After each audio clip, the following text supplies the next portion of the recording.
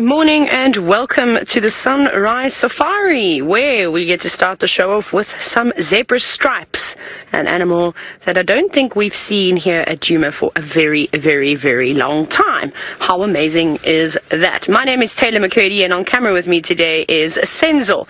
And remember, this is a live and interactive show, so if you'd like to chat to us, all you have to do is simply use the hashtag Safari Live, or you can also talk to us via the YouTube chat, and I look forward to answering some of your questions. Ralph is out on foot this morning, and also Brent is in the car, and I think he's going to go and try and find Tundi again. But there we go. Very, very nice to see some zebra. I bet you're happy. I don't know where they've come from, so if that was going to be your first question, I'm not going to be able to answer it. But they look like they've maybe come from the south. They've just come over the top of the open plains behind camp and are going north. Hopefully they stick around for a little bit, although they seem to be on the move already. They're barely stopping for a little nibble of grass today. I wonder where they have come from. It'd be quite cool to know which property last saw them. Now, I'm pretty sure over the next few weeks there's going to be a rise in zebra numbers as they'll all be coming to feed within this area. But off they go. There's one more coming. Is this our stallion lingering at the back? Looks like it. Normally the stallion's always up in front, but perhaps he's just watching the rear this time. I was waiting for somebody to ask this. UK expat, I don't know if this is the McCurdy Herdy. For those of you that don't know what UK expat is talking about, there once was a herd of zebra last year sometime, sort of during winter, that I got to know quite well. They were up on these plains that this lot of zebra were walking over. There were quite a few of them, about 9 of them or so, and they were very relaxed on foot. And they just gave me the most amazing sightings. They had a dust bath right next to me. I don't know what it was. I think I was just lucky. But I did get to spend quite a bit of time with them. But then, unfortunately, they just moved off, as animals do in this area, constantly looking for more grass. That's what the grass looks like at the end, once the zebra's finished with it. So I don't know if it's them. I doubt it is them.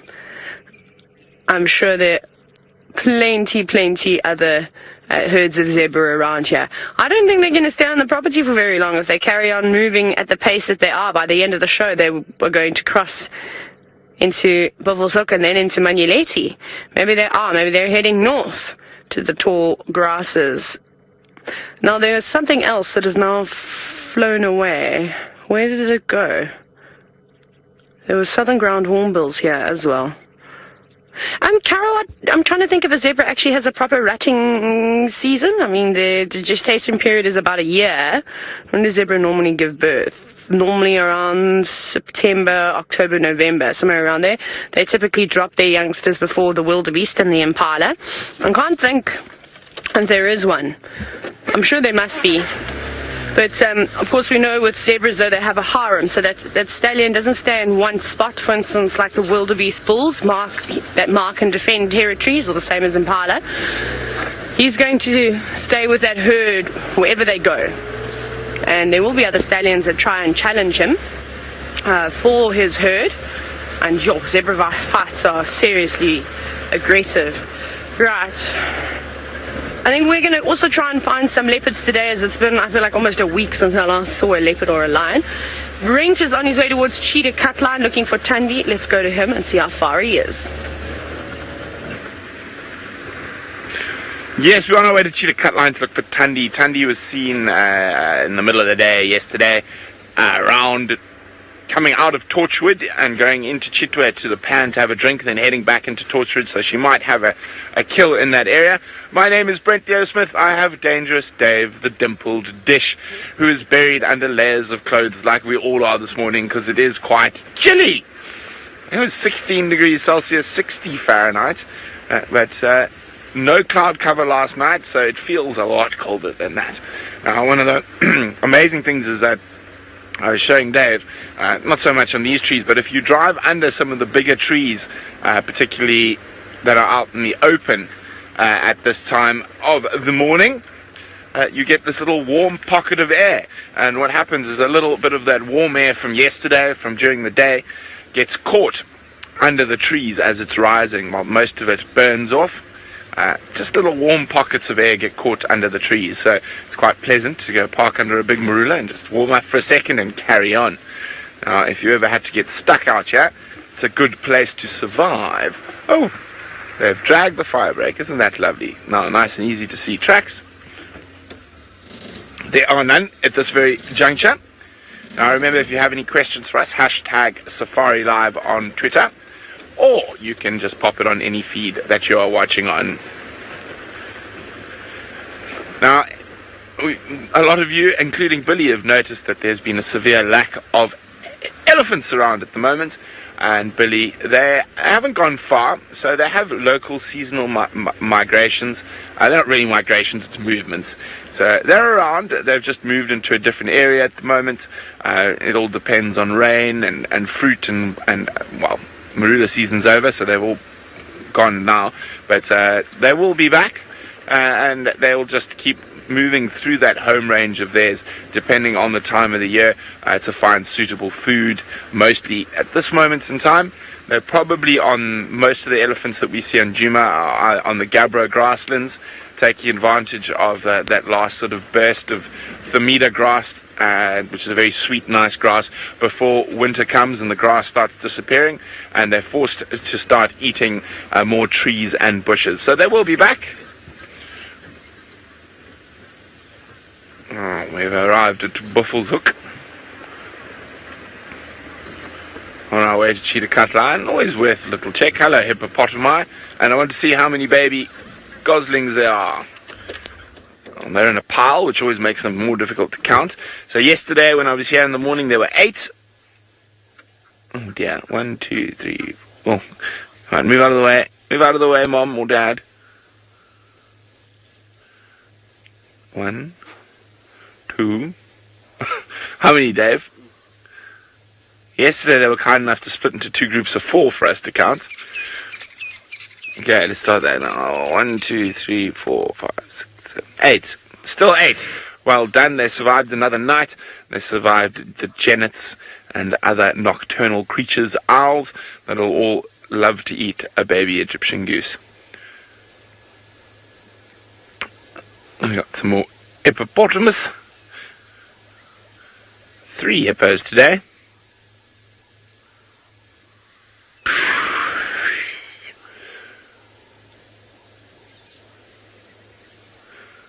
Always a good time of the morning to have a little listen.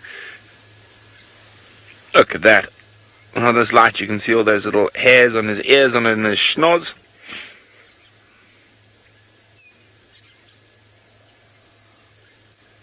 Probably just got back. In the last hour or so they would have returned from their nocturnal excursions. Oh, we've got some busy hornbills in front of us as well, Dave. Now 1 busy hornbill. And he found something in there. What do you got there? Looks like something small. Probably termites. The way it's scoffing along. Now, oh, it must be termites, I think. Now, some of the smaller termites that the hornbills and stuff will eat, they'll feed off them for a while before moving on like that, because what happens is quite a few of them have chemical defenses, and those chemical defenses will start working after a while, so they have to move on to feed off the next lot.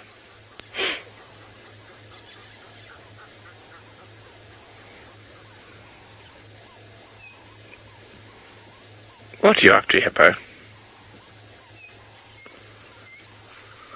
Oh, an underwater collision by accident there.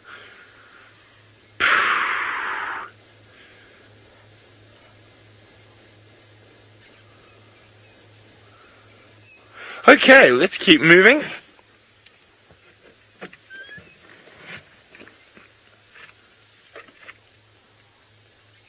Oh, sorry, just listening here quickly.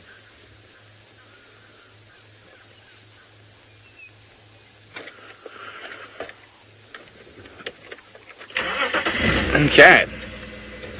Sounds like the only thing found in the east is Inkanyeni and cub.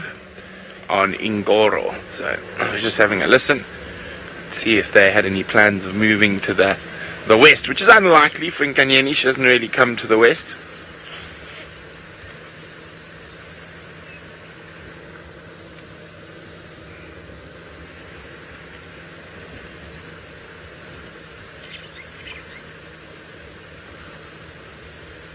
No sign of anything there. Okay, let's head towards Gwaripan, Cheetah Cut Line.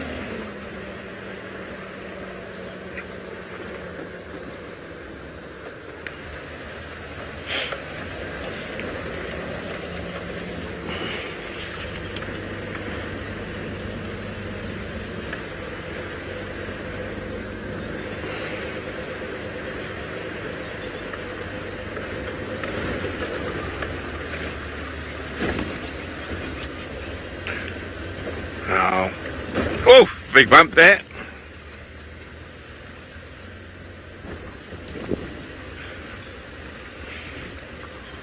That dam we just went past there, Jeff, probably at its deepest is just over 2 meters deep at the moment. It's not currently at its most full, but yeah, probably about 2 meters deep at its deepest. Most of the hippos won't even won't spend much time in water that deep. They'll spend time in the shallows, and you saw when that guy stood up, all of a sudden he was a much bigger hippo. But you must also remember the bottom of that dam is muddy and silty, so even though the base is probably at 2 meters, you'll sink another 1.5 meters into the mud.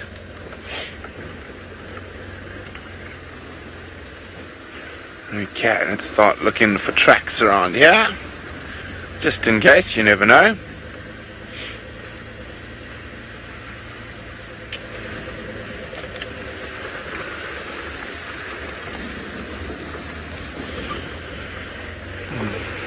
And there's going to be a beautiful clear day, not a cloud in the sky presently.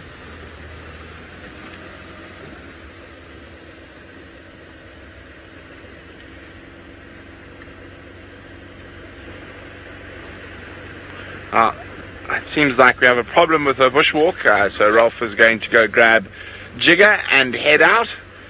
So he'll be a while, and Taylor's fighting off some gremlins at the moment. So you're stuck with Dimples and myself.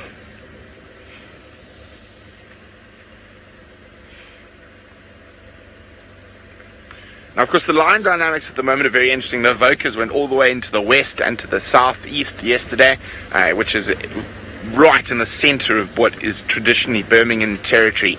Now, KB, I don't know whether they've given up just yet, but I think in the coming months they will abandon the north.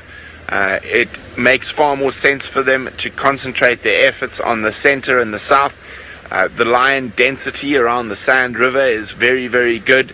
And with the Majingalans dying, and there's no big male coalitions in that area, they can take over a lot of prides and actually keep them with a relatively little effort. So I think over the coming months we might see less and less of the Birminghams. I don't think they've totally abandon the north just yet, but my suspicion is that is probably what is going to happen, but over the next 2 or 3 months. And I think we might be seeing some new kings of the north in the Avoca boys. Now, of course, that causes absolute havoc in the prides. Any lion under sort of 2 years old, be it male or female, is at risk to being killed by those new males. And of course, as sometimes happens during these coalition takeovers, some of the adult females get killed while trying to defend their offspring. So it is quite a traumatic time and a very turbulent time for lions at the moment. And you never know, another coalition might come in and chase off the Avocas, but yet the problems for the prides will still remain the same.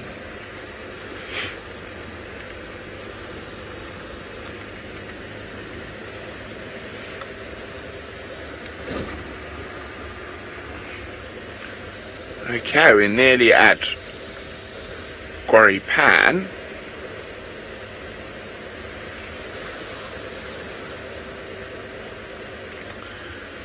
Come on, fingers crossed she's just lying there with the cub. I I think there's a suspicion she might still be in Torchwood on a kill, but it's worth coming to have a look. And we might take a little... Yeah, no sign of any tracks here. No sign of any leopard at Quarry Pan. Let's head up to Chitwa and check the boundary.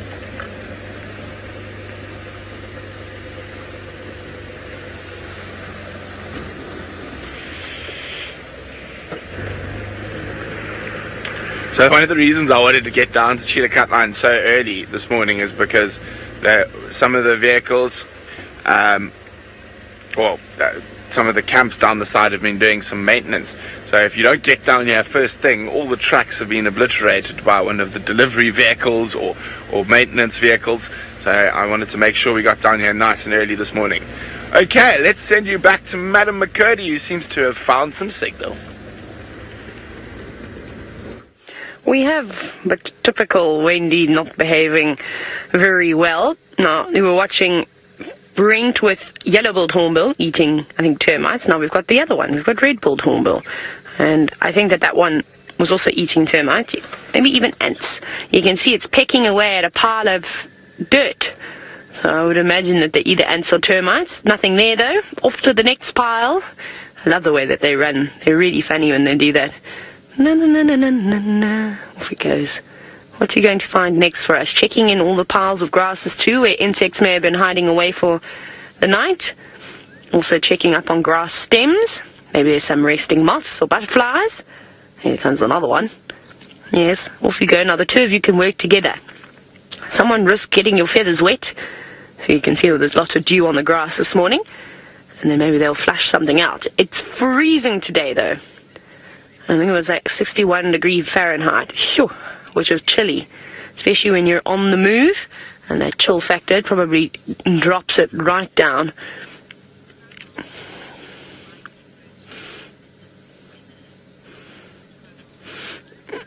Cobalt, no, I don't think that any of the migratory birds will have any trouble with this weather because it's quite nice, in fact. There's nothing wrong with this weather that we're experiencing at the moment. Oh, listen, there's some hyena calling.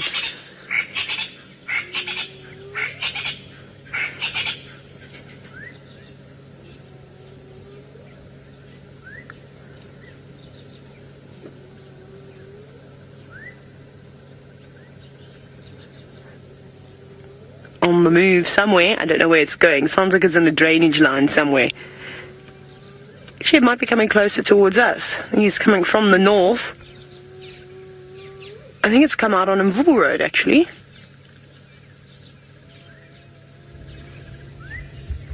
Shall we go and see if we can find the hyena? I think so. That'll be quite fun. And so, just quickly while we drive, there's so many things to look at. The sun. Okay, wait. We'll quickly look at the sun that's about to peek over the tree thing. We'll try and go and find the hyena. There's a tiny little gap. There it is. How pretty is that? And it's going to rise fairly quickly this morning. So, Cobalt, I'm not sure. I know there's apparently big rain. They're expecting a deluge on the western coastline of South Africa, I think in a few days' time, which would be quite good because obviously we all know about the lack of water that Cape Town and the rest of the Western Cape is experiencing. But most of the birds would have set off already. They typically leave around March, April, May. So there might be a few lingering. So perhaps if there's a big storm on the west coast, a few of them might get blown off course, but it won't be long before they find their way. But over here, the weather's been perfect for birds to travel in. There hasn't been any exceptionally strong winds. We haven't had any massive thunderstorms or anything like that. So I think that the birds will be all okay. That's lovely, isn't it?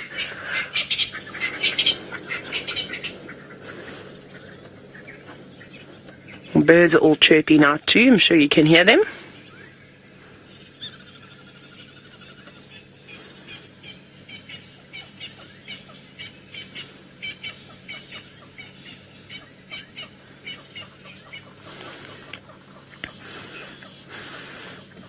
I was hoping that hyena was going to call again, but it isn't. Rhonda, I do agree with you. It is absolutely beautiful. I just wish we could have sort of a drive where your senses could be touched a little bit more. Obviously, we explain them and what we're feeling, But I wish you could just sit in front of an aircon now, and as beautiful and as hot as that sun looks, it is chilly out here. You need to turn the air conditioning down to about 19 degrees. No, even less, about 16 degrees Celsius. And then let that just gentle breeze blow onto your skin. It's freezing. Absolutely freezing. I'm definitely noticing it because I've got shorts on today, and there's also no door. Right, let's go find that hyena and see if we can find it. I don't know if we're going to be able to. I mean, obviously my goal this morning is to try and find Tingana, but I have no idea where he went. So he was apparently at Leopard, but I didn't see not even one footprint. Not even one. Anywhere near Leopard. So I'm going to try and check some of his old routes, and I know one of them would be to cross back through the Mulwati and then out onto Central. But we'll quickly have a look and see if this hyena is not going to pop out somewhere. Hyenas do have a tendency to walk on the roads. Well, I suppose like a lot of the animals, hey. So we'll have a quick scratch. I'm not going to go all the way down in Bubba Road. We're just going to pop on it very quickly.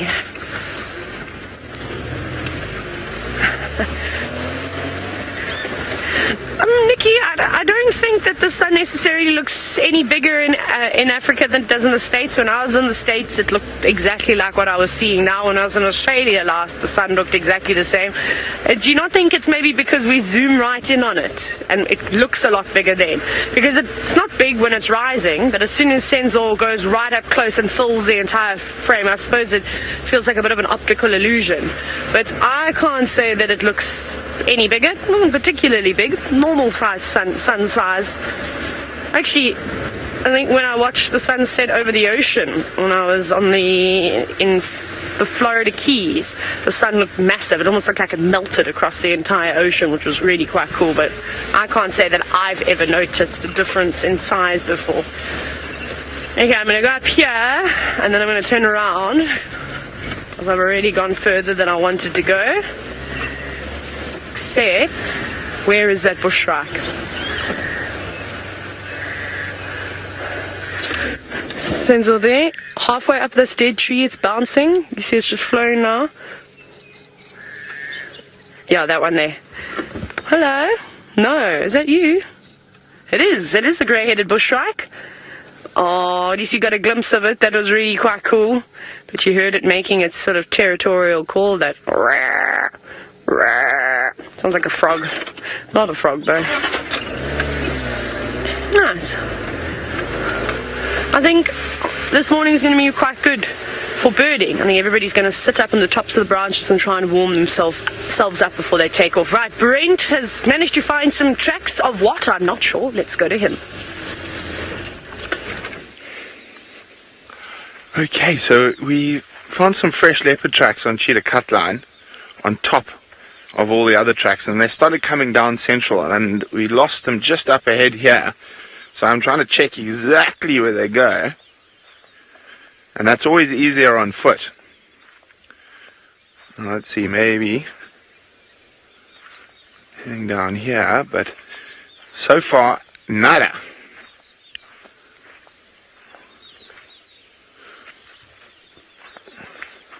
Not nada. Here we go. Look at that. Forgot the tracks again.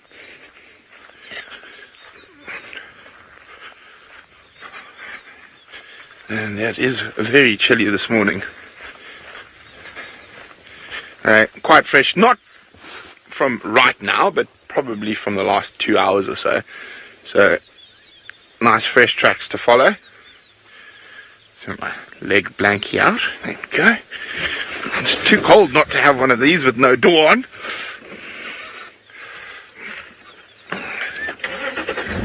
Oh. These things get tangled everywhere. Hang on a second here. What's it tangled on now, David? There we go. Okay. So the last tracks had just before the pile of dung that has been attacked by the hornbills this morning by the looks of things already. Okay, now next question is, Central, it is. Oh no, change of direction again. Drakensberg. Okay, let me just, yep. Straight along here. I'm trying to see if there's a nice easy track to show you, but I don't think so. Maybe that's an easier one. Let's see if Dave can find it. Dave? Can you find it, Darby? I think so. Okay. I don't know. No, David. Okay, come out. Okay, so where's that little, it's there. There. Yeah, so tracking isn't the easiest at the moment, so I'm going to concentrate while I'm doing it.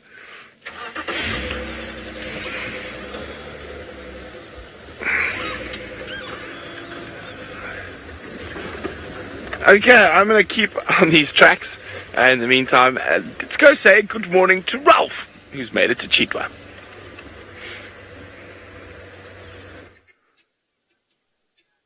Yes, good morning everybody and welcome aboard my part of the sunrise safari. And these guinea fowl here jumping around, they're having a nice little chat this morning. You're watching Safari Live. My name is Ralph Kirsten and on the camera we've got VM. How's it, VM? And please don't forget to join us on the hashtag Safari Live on Twitter and on the YouTube live chat. Send us your questions and your comments and join us on the largest game drive in the world. Now, we've come down here to Chitwa and just found these little guinea fowl in a nice early morning. They've jumped up back into this marula tree and we're wondering if they were just being normal guinea fowl and having their chitter-chatter or if they had spotted something in the thickets there. But I'm leaning towards them just being guinea fowl. And I think shortly we're going to move on down to the dam area and we'll see what's down there. Seems a nice fresh start to the morning, a little bit chilly in around that 17 degrees, but I can tell you when you're driving in the vehicle and a bit of a breeze coming through, it's probably hitting around 12 degrees centigrade, so quite a lot colder. But I think, ooh, what's he going to do now? He's going down the edge of that branch. See, guinea fowl are very adept on the ground, and they're quite good in the trees as well. They do fly up into the trees and that's where they spend the evenings.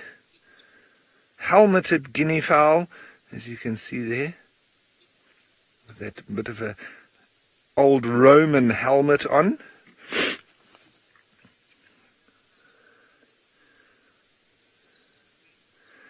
Ruby, that's an interesting comment,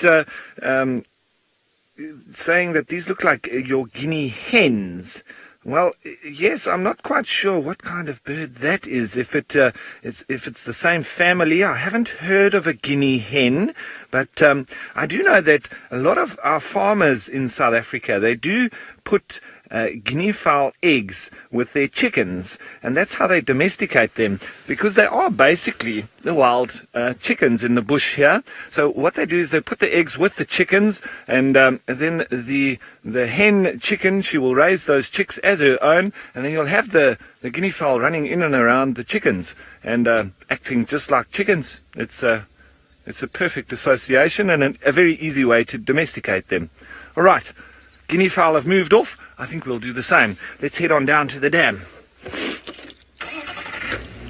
That sun's starting to get a little bit of higher up in the sky.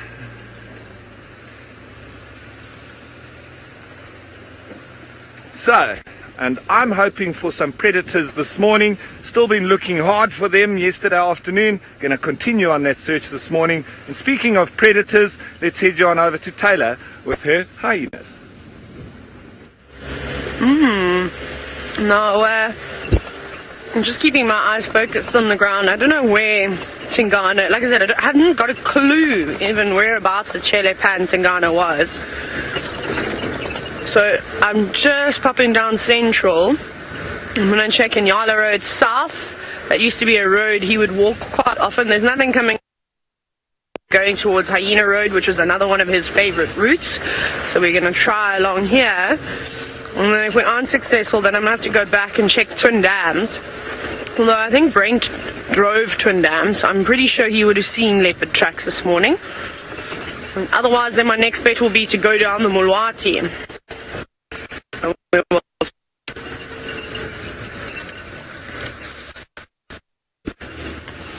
Now here's a tricky one, Minamu. I'm trying to think. I suppose in winter you would hear more leopards just because the vegetation is not as dense as what it is now. So we're probably missing lots and lots of cats that are just slinking away in the grass or even trying to hide. They're just sort of sitting up and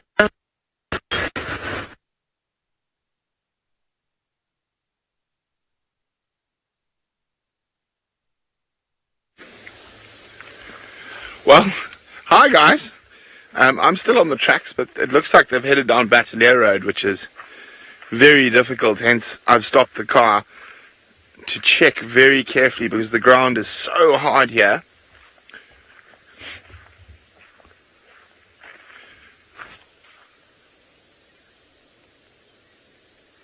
Can hear Taylor down there. Now sometimes you want to change your angle slightly from time to time, and now I'm just looking at any sort of thing that looks slightly like a leopard track.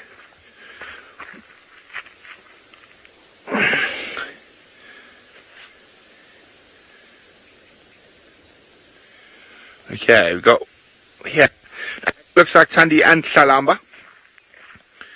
There's some smaller tracks as well, heading straight down Battalier Road. Now, for once, she's not heading into the worst place in the world. Normally when I start tracking these two, they give me a proper go around. We've already checked down there to make sure. And what is that?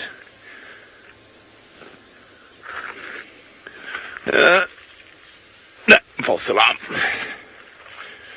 Okay, so the tracks are still here, but I'm going to have to go very, very slowly on this road because it is much harder than the road we were following on, and you saw how difficult the tracks were to see on the other on Drakensberg.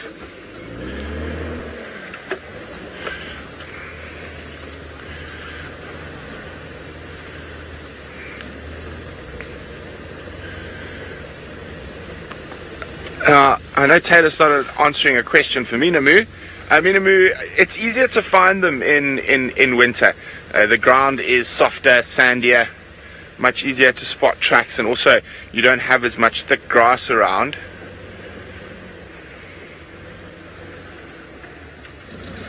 Okay, now still there. Yes.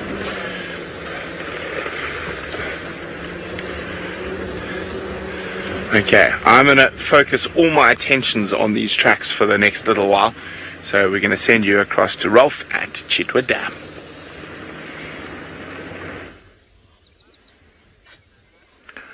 Thanks, Brent. And well, everyone, look at this beautiful setting here over at Chitwa Dam. It looks a little bit like a hot spring, and these hippos are quite active this morning. They're being quite vocal, they're moving around, they're up and down, and I think they probably just returned from their night's wandering through the bush, going out and looking for grazing, and now they've all returned and probably re-establishing their little hierarchy within the pond. Look at that steam coming off the water, a bit of mist. Beautiful. And all the birds are calling. And so are the hippos. They're going up and down, rolling around. That one's having a bit of fun and games there. And that, there they're calling. Golden light. It is very pretty indeed. Nice reflections. Best time of the day, I always say. hour before and hour after sunrise. It's the best for surfing, best for fishing, best for game viewing, the best in general. And look at that, reflections on a rippled pond.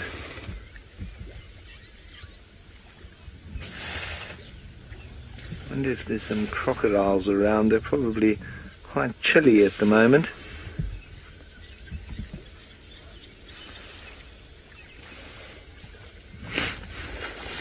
Ashlyn, good question. Hippos normally have one baby at a time, and I think it's very rare. I've never heard of any twins occurring, and I've never seen a mommy with two babies of the same age. So it's all pretty down to, quite similar to all your big mammals. They don't generally have more than one baby at a time. I think it's quite difficult for them, even just with one. So having two would be quite difficult and very rare. I've never seen twins of any of the big animals, that being rhino, elephant or buffalo. Always just the one baby at a time. There's a lot of activity, these hippos. You know, they go to the bottom and run on the bottom as opposed to swimming. They can move very fast. I've been chased many times when I've been on boats and on canoes, and once when I was at Mana Pools in Zimbabwe, I was paddling across to an island where I was catching tigerfish, and I'd found myself a perfect spot to go and catch tigerfish off the point, and on my little canoe, little two-man canoe. And so I was there with my family, my mom and dad. I was just a budding youngster, and so I was paddling across, very excited to go fishing, catching those wonderful tigerfish.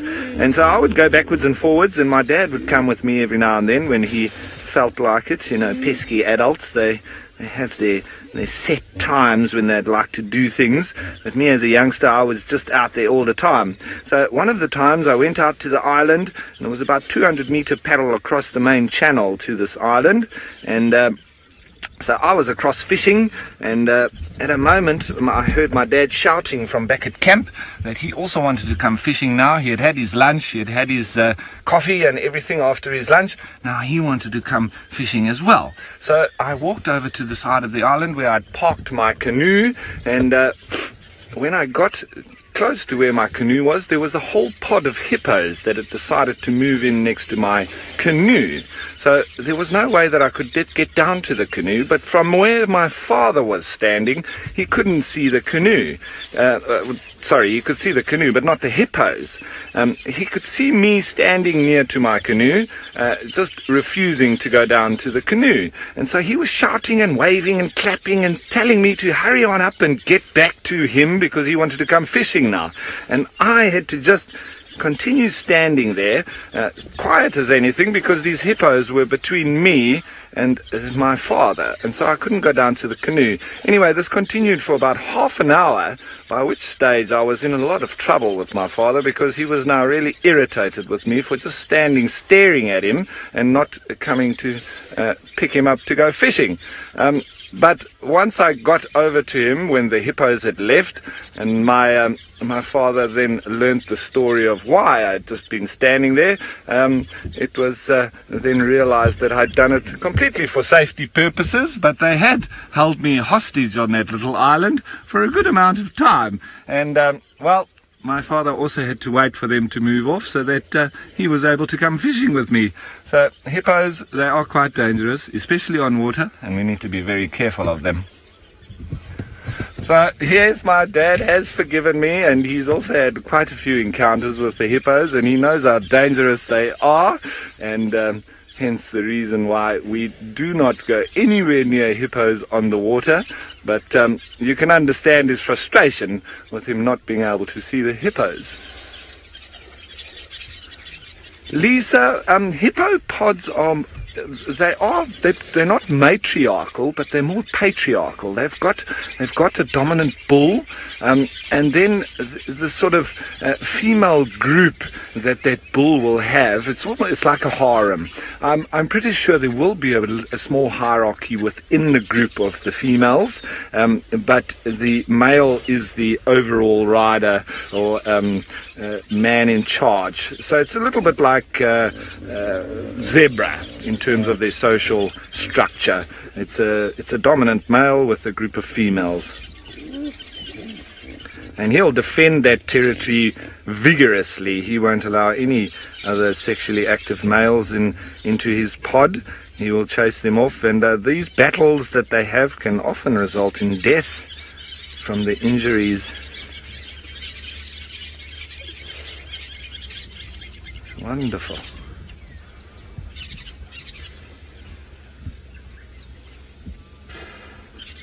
Mark, you're asking a nice question there, because it's quite interesting, because hippos spend a lot of the time in the water, but when it gets very cold, hippos will also come out and sun themselves on the banks. So if it is extremely cold, that's what they'll do. They'll actually come out and get a bit of heat from the sun. So it's not all down to them just evading the sun. It's more about thermoregulation with them staying in the water. They can't regulate their body temperature as well as most mammals, and so that's why they do stay in the water and come out, and a little bit like the reptiles, but on a much smaller scale. They just struggle a little bit in comparison to us and the rest of the mammals. But yes, they will come out, spend lots of time out of the water, sun themselves, and you can see them lying on the banks, especially lots of in winter. They'll come and do that. And it's very chilly mornings. You see them lying up on these little islands here, and a bit exposed and facing their belly towards the sun.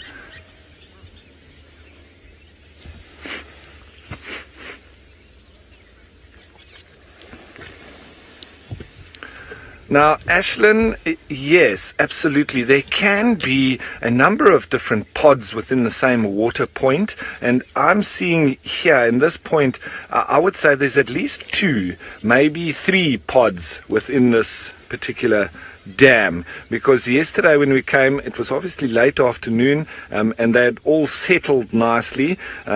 And there was one very big group that was obviously a very dominant bull that had all his females and youngsters around him, everybody relaxing, quiet, and then on the opposite end of the bank, there seemed to be another pod there. So I would say at least 2, maybe 3 pods in here, but one very big dominant bull with the biggest amount of females with him, and then a couple of secondary pods in the same area. But it's nice to see them at different times of the day. Early morning like this, hippos normally very active, and they're also calling, re-establishing their territory within the pool. And then the later afternoon, everybody's nicely established, they know their place, and they're all just sitting in their pod. So everyone, this is wonderful, and it's ever so beautiful. I don't think we'll be going anywhere, so I'm sure we'll just shift along the wall a little bit. But while we do that, let's send you on over to Taylor, who I think is practicing her tracking skills. I think in order for me to practice my tracking, Ralph, I have to find the tracks, which I can't do this morning. And there's not one leopard track around here. There's some old, very old, maybe a couple of days ago. Otherwise, it's very quiet. So I think I'm going to... I don't actually know where I'm going to go now. Oh, hello. No, don't run. There's a huge kudu bull, but he was standing so still. He was so camouflaged. There he goes. He's going to cross the road. Maybe he'll stop. Look at that. Isn't that magnificent? All backlit. Steam coming off of his breath. Oh, that's a good-looking lad. I'm sure you all agree. My goodness, he was standing so still. He actually looked like a tree for a minute. And then off he goes. Very cool. Very nice to see. So I've checked. Where haven't I checked? I've checked Central. I've checked Phil's Nest. I've checked. What are all these roads? Checked a little bit of Mvubu. Nyala Road South. Went down Twin Dams. Excuse me, Franklins. We checked in the Mwati as well. Nothing. No leopard tracks. So I don't know where he was. Anyways, we're going to keep searching. I think we're going to move a little bit further west. So I'm going back along Pangolin Track now. We'll check Treehouse Dam. Will be one of the spots that we have a little look at. Then, then we'll just check those roads. Flamont Cut Line. All these different places. And hope to pick up on something. The hyenas were busy though. There's hyena tracks everywhere. So it seems as though, well, you can't see right now because it's hot anyway, the new Wi-Fi lane. So I'm going to send you to Brent while we do that.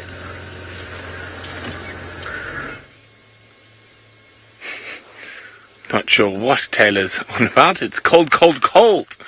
But we found where Tandy and the cub have left the road now. So there's a big path. I'm going to show you off over there. Dave's going to show you that path there. So they're avoiding the dew, so which means it's from early this morning. So I'm planning on going for a stroll towards there. There are a little set of pans in there, but the fact that there's cub tracks as well is making me think that Tandy might have a kill in here. So fingers crossed that we're going to be able to find her. It has been a difficult few weeks in terms of finding Tandy. So I am going to go wander off into the distance. Hopefully we're going to find you, Tandy and cub. So in the meantime, let's send you back to Ralph, who's still on the water's edge.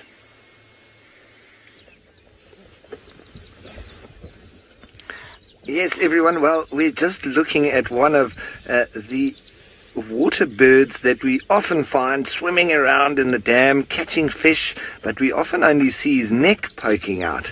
But what he's doing at the moment is he's manually drying his wings, because they don't really have a preen gland like the rest of the birds. So, like you say, water off a duck's back. Well, it's definitely not water off a darter's back, because water soaks into a darter's back, and so he needs to literally flood those feathers so that he can saturate them, and that'll help him sink, and then he can swim very well underwater. And he's got webbed feet, so he's got every chance of swimming like a fish, but he can still fly like a bird. But now he's been swimming around, probably catching a few catfish, spiking them with that very long bill, and with that neck of his, he also uses that as a kind of bow, because he pulls his head back and darts, as the name suggests.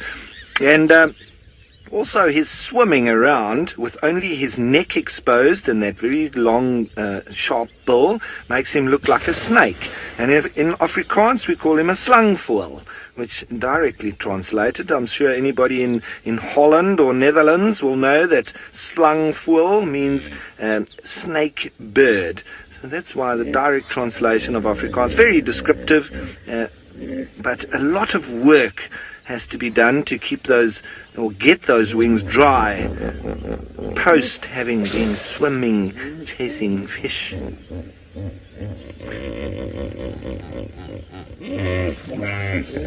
Well, if you listen out there, you can hear all these hippos. They go underwater, they tell each other jokes, and they come up laughing. So that must have been a good one. Lots of laughs all round. There's lots of activity still continuing here. Everybody pushing and shoving and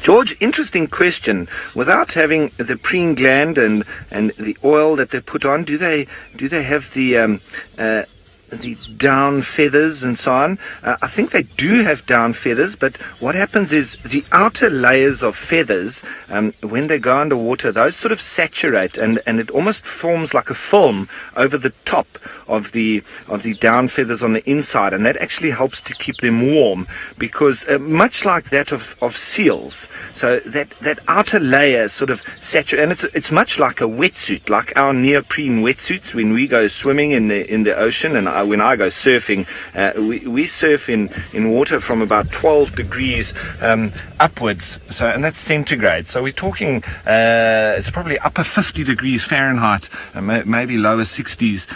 It's rather cold, and it's very same idea. You keep you wet that outer layer, and on the inside, that inside layer, it's just insulated slightly, and then that inside layer gets heated up by the body, so it's very much like a wetsuit, like seals, like we do with our wetsuits, quite similar with the darters, because darters, I mean, I've seen them swimming in areas where it's sub-zero temperatures. Obviously the water isn't, it's probably in about 10 degrees in the rivers and so on in winter, and they're swimming around, fishing, continuing on their daily chores. So very important for them to be able to do that, and also very important as mammals not to freeze.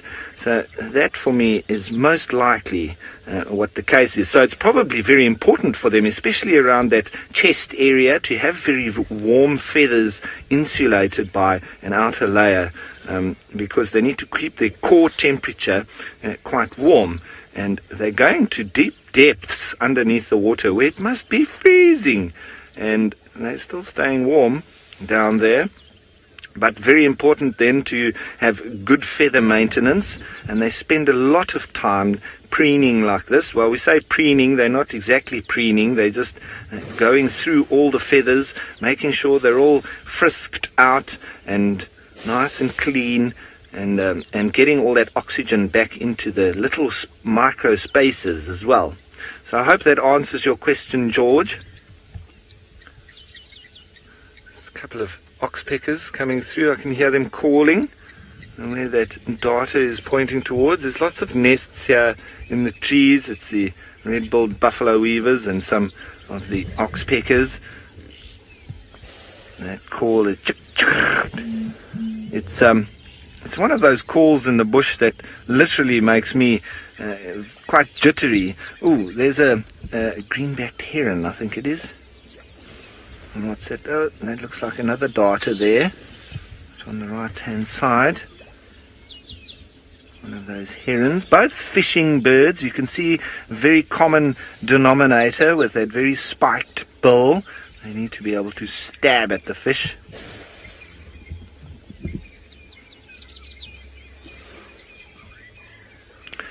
Brent, here in these natural areas, there's no real stocking of fish in the dams, so no, they wouldn't be stocking the water, the dam with fish. This dam is all natural in terms of the fish in it, and it's full of catfish. I'm sure there's some tilapia in there as well. And right, everyone, I'm going to head on. I think we need to look for some leopard, and let's head you on over to Brent, who I think has got a funny story of one for you. Well, I'm not the only one tracking Thandi this morning. So I was following the tracks of Thandi and Chalamba in the block, and then David started whistling like a maniac from the car, because Hosana popped up right next to him and walked past him. So Thandi actually went to the left of where Hosana is, but I think he's tracking her smell, but he's lost it because I was on the footprints just off to there. Let's try catch up with him now. Hosana, you're a naughty boy. Well, that's one way to find a leopard. You have your cameraman whistling maniacally from the distance. Brent! Leopard! Leopard!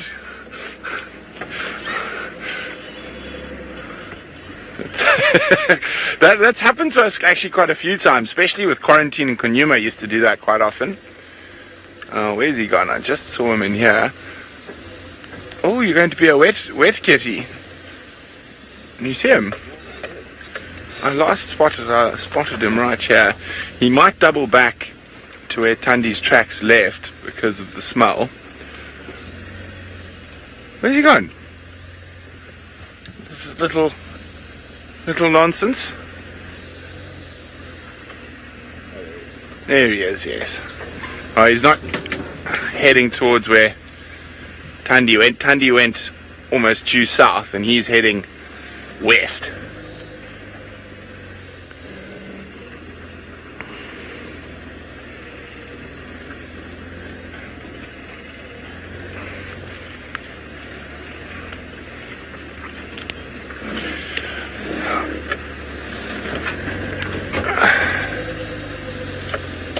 Now, it's difficult to say, consulting detective, whether Hosana would harm the cub or not. Maybe not because of his age. As I said, it's quite difficult to predict. Yeah, that's what happens when you walk through the Dju. It's like going for a swim.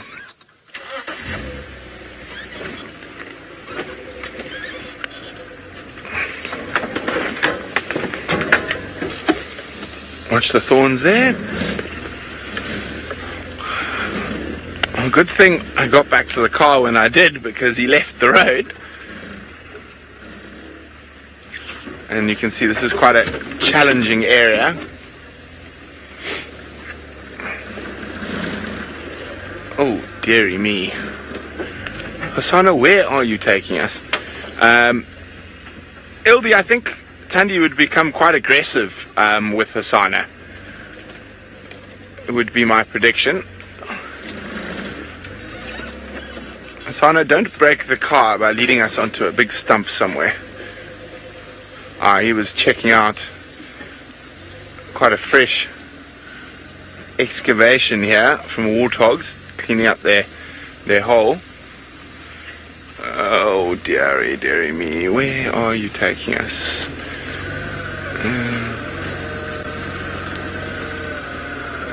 So I'm trying to see where he's going so I can plan where to go next, because this is not a fun area. As you can see, he's in that thicket there now. Might just be able to see his tail. He's keeping quite still. Big log over there. Okay, I'm going to try and figure a way around these big stumps and bumps. And it sounds like someone else who's enjoying bumpity bumps is Taylor and some corrugations.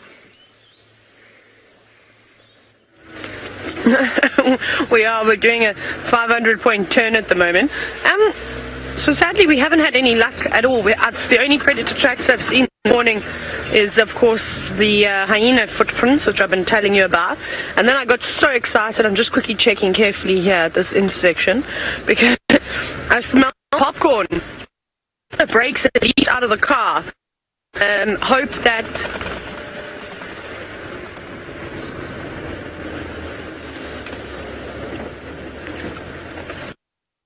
so just listening to Rebecca.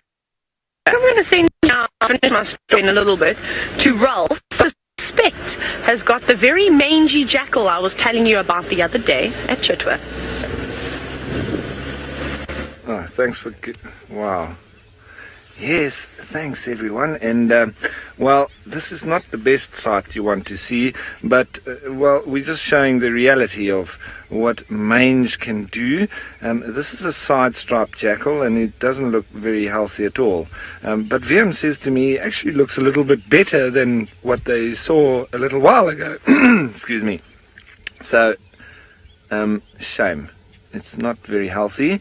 It's quite cold. He doesn't have much hair to keep him warm at the moment. So, and it's quite chilly this morning. Shame. I hope he makes it through the winter. Although at this sort of late stage with mange, you would actually hope that he has a quick death. But he might pull through. You never know. But it's very sad to see when animals have mange. I've seen lions looking like this as well. And... It's not a pretty sight. It doesn't look like he's breathing very well there either. And yeah, very sad, but as I say, we need to show the realities of the bush. It's not all pretty sights. We have kills, we have diseases, we have all sorts, and we need to show that as well. It's not we're not going to cotton wool, candy coat any of the sightings. This is real. This is what is the reality, and so we show it. But it's not always pretty to watch. But that's parcel of the wild. Now that also goes through with the excuse me, I don't know what's stuck in my throat this morning. That's also part and parcel of natural selection and survival of the fittest. If this is a strong gened animal and he's able to survive this, well, then he's going to pass those genes on to his or her offspring. I'm not sure if it's a male or female, but it looks like there might be a bit of regrowth of hair there. So I wonder if he's maybe gone through or worked the whole cycle of this mange.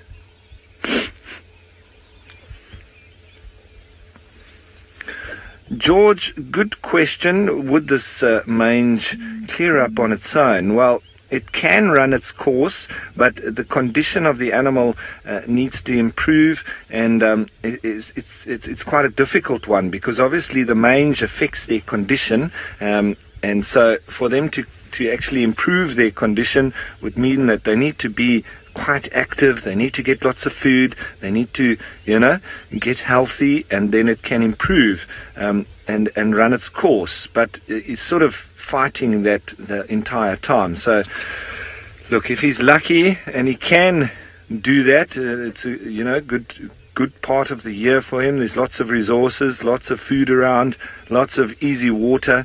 Now you see there, I think he's even struggling to walk. It's probably affecting his joints. It's gone right through. So this animal, very unhealthy. This is a very late stage of mange. Stacey, mange is a skin disorder, and it normally attacks animals that have a low,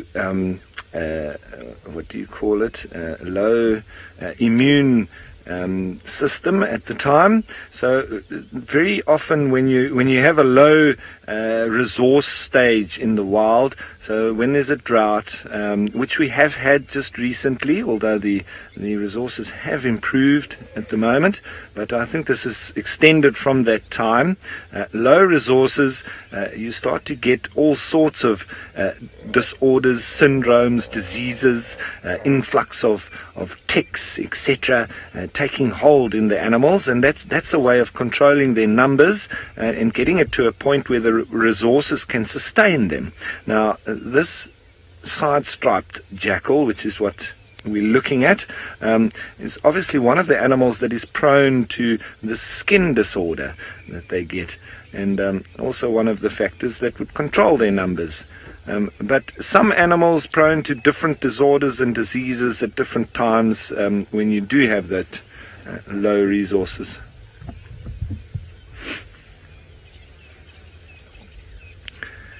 Jenny, that lump on its hind quarters, I think that could be as a result of anything. It might be a little bit of a callus type or cancerous growth. You do often see those kinds of things. Sometimes animals get a little bit of an injury or a bite, and it can then, get a bit of hard tissue that sort of presses up in there. We saw that yesterday or the day before with the dwarf mongoose. It had something similar to that under its chin, and whether it was stung by a wasp and then afterwards that sort of grew up. If you've ever been stung by a wasp or bitten by an animal, and sometimes post the healing phase, it can sort of grow into a bit of a lump. That's possible, or it can be an actual outgrowth. And then, the only way to be removed would be for surgery. Sometimes it is reabsorbed, but sometimes it just sits there and doesn't hamper the animal at all. But obviously with this animal in this late stage of this mange, he'll be affected by all sorts of things, and any kind of weakness is going to propagate itself in quite nasty ways. And he's either going to die quite soon, or he'll maybe make a slow recovery. Mo, I think the lions and leopards will probably avoid this animal. Well, they'll chase it. I don't think they might kill it, but I don't think they'll eat it. And, you know, when they see strange things like this, they're almost a little bit put off, because it is unusual for them, and that's probably the natural way of them sort of avoiding these kind of syndromes, because I think it could be passed on to them if they had enough contact with this animal. So we don't want this jackal around the lions and leopards, because they could also potentially get mange if they had to eat it, and we wouldn't want that. But they would also have to have a slightly low immune system and not being able to fight it off and get it in its entirety, and then you'll end up having lion and leopard walking around like this. But luckily the resources now have increased. There's been quite a bit of rain, substantial amount, and the veld has recovered.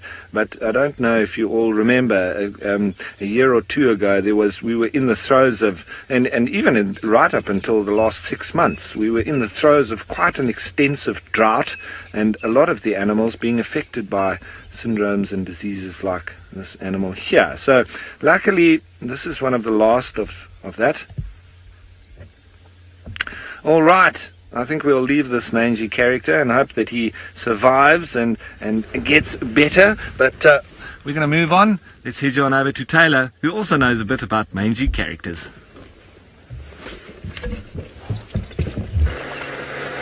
Maybe even me. No, I'm just joking. I don't look too mangy today. When was the first time we saw that mangy jackal? Because I think I've been seeing it for at least a year and a half. Maybe not quite a year and a half, maybe just over a year. And I'm pretty sure I've heard Brent and Jamie talk about that mangy jackal. I remember when I first started working here. So it seems like it's been around for quite some time.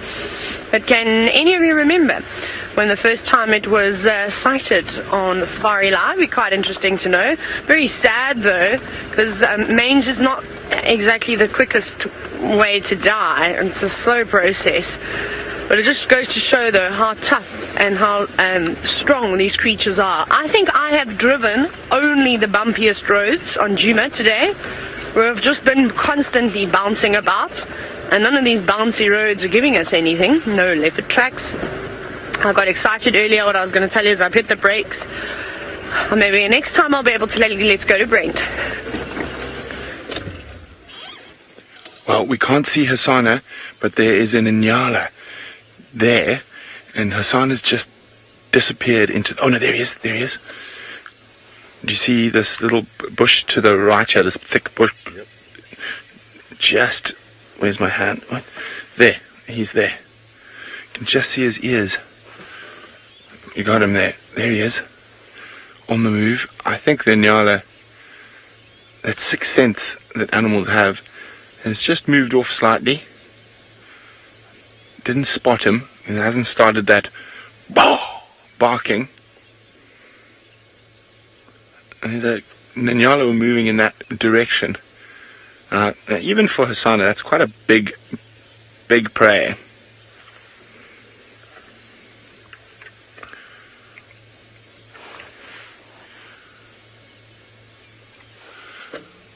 And his tail's popping up, so he might be giving up.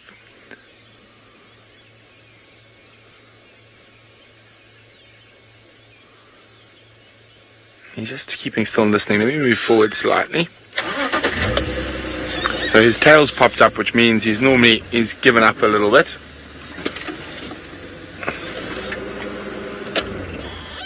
He's not starving by any means, but he is definitely due a good meal. He's been eating scrub hares and squirrels and the like, I'm sure, while we haven't been with him.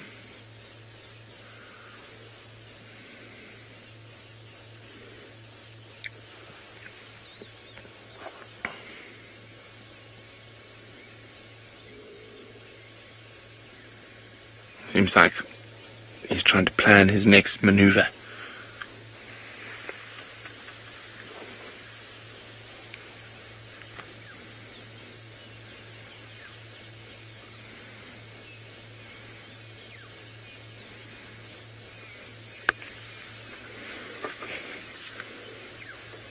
Now, it's not uncommon for leopards to take quite a bit of time to stalk and catch their prey. Oh dear, ow. I've got something in my leg, Dave. Oh no, I know. Oh, ow.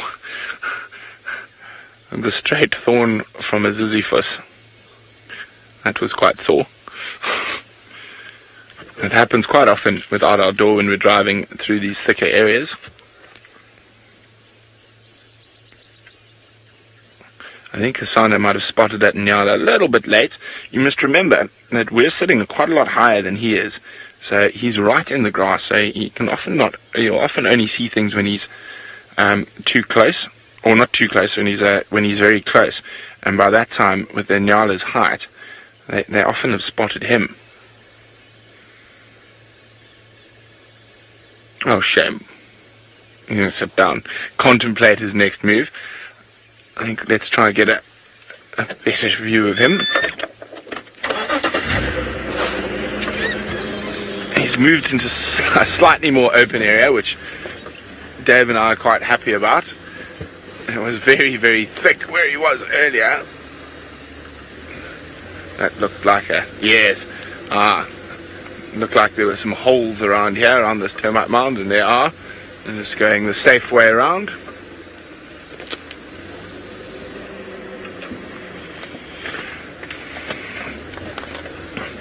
Now, leopards can go 10 days without eating.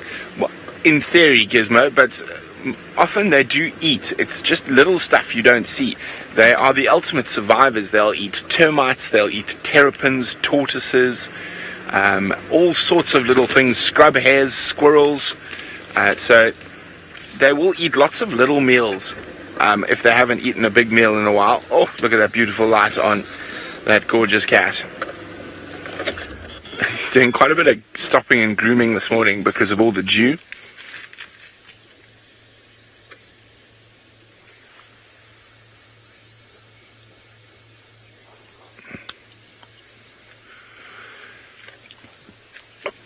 So, of course, he's got quite a curious relationship with Tingana. And Felipe, I don't think they would hunt together. They would happily steal each other's kills given the opportunity, but I don't think they would hunt together, no.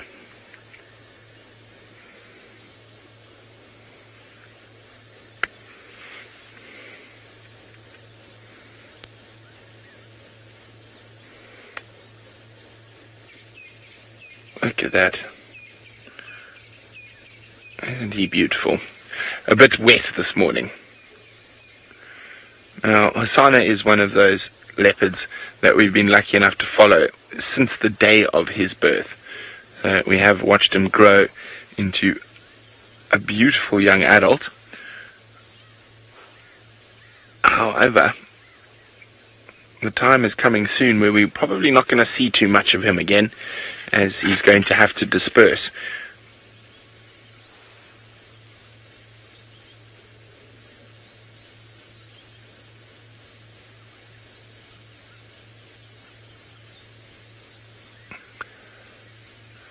Isn't that beautiful?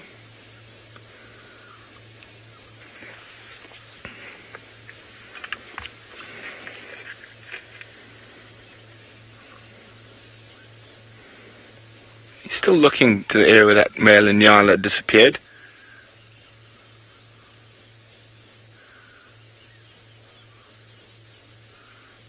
He had a funny look on his face. You? What happened?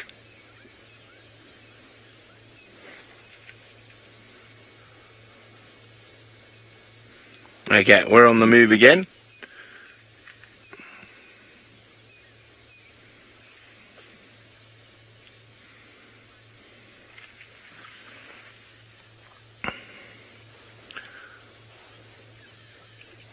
Now, look at that, isn't he? He's He's just sneaking through the grass in front of us. Now, there is a possibility Hosana and Tingana will share some of a meal, gremlins general, but they will generally fight and snarl over it. Okay, he's going into stalk mode again. I can't see anything through these thickets. Oh my goodness, is that a nyala right there?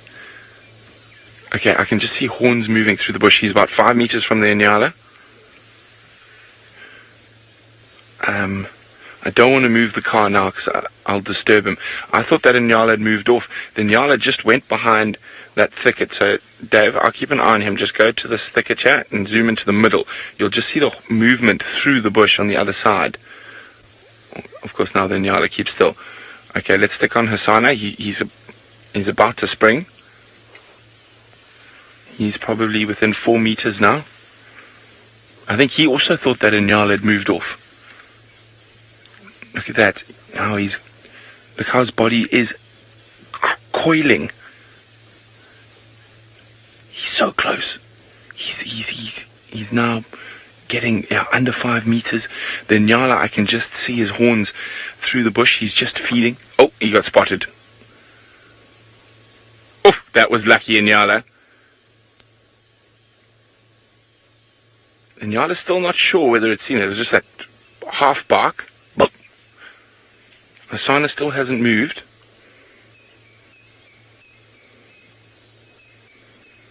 Now what the nyala will be doing, even though we can't see it, is staring intently into that spot where he thought he saw something.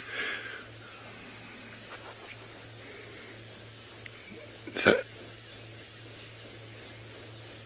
I think he's missed his chance there. That nyala is now on high alert.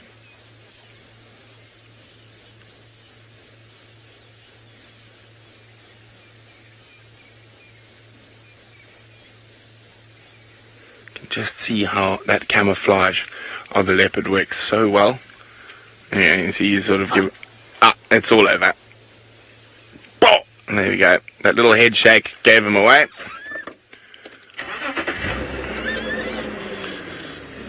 That was very close. So, I mean, I'll show you quickly. So, Hosana was right here where we are now. Right here. And that nyala was on the other side of this little bush, but you can see him now. There's the big male nyala. You got lucky this morning, my friend. Very, very lucky.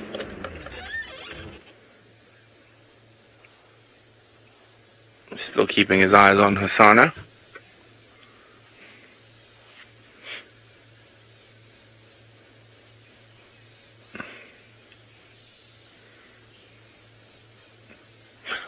Okay, let's keep up with Hosana. He's made a move out of the way, and in the meantime, it sounds like Taylor's found some tracks to follow. I don't really know what I'm doing at the moment, Brain. Just driving, trying to fend off the gremlins that are attacking me today. There's an A in that word. This morning, I'm not having much luck. Maybe the gremlins know that they're not trying to save me. Perhaps they're trying to do me a favor.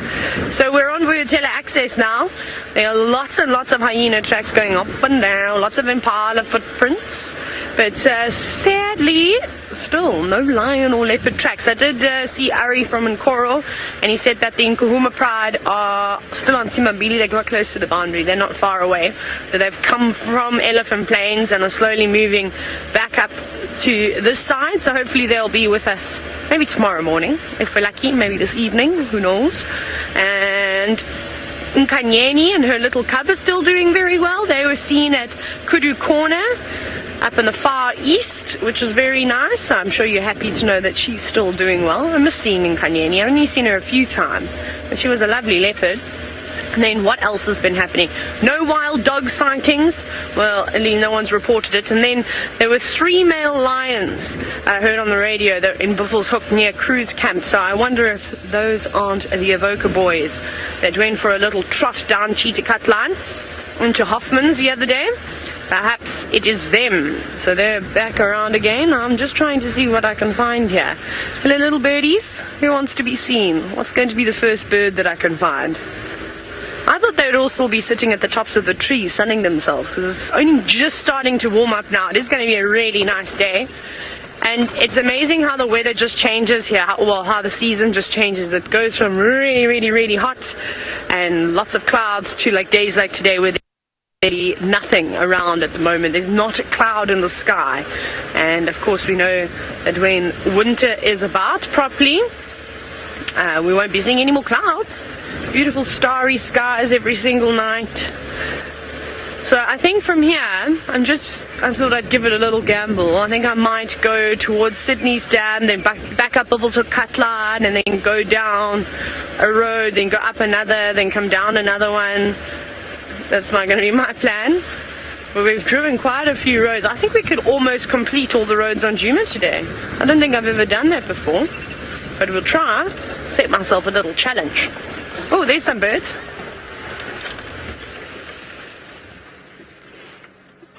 Look at my content, look at it go. It's a beautiful white-crested helmet shrike, and there's a few of them. You can see them looking very carefully, trying to spot caterpillars or any little insects that are resting on this tree.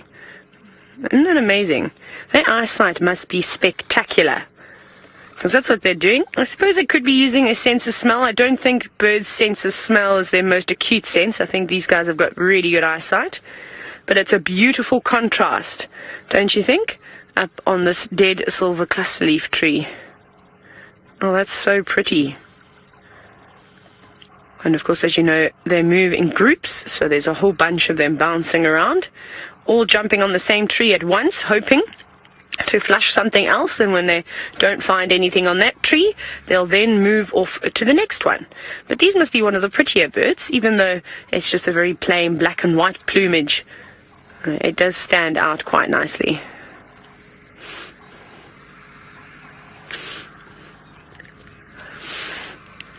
Robert, I'm pretty certain that the Kruger would try and do a census for endangered birds, but the problem with birds is that, of course, they fly. So unless they're actually catching them and then putting a ring around them and then monitoring them that way, I think it must be very, very difficult to try and keep tabs on numbers of birds, because they can move whenever they want.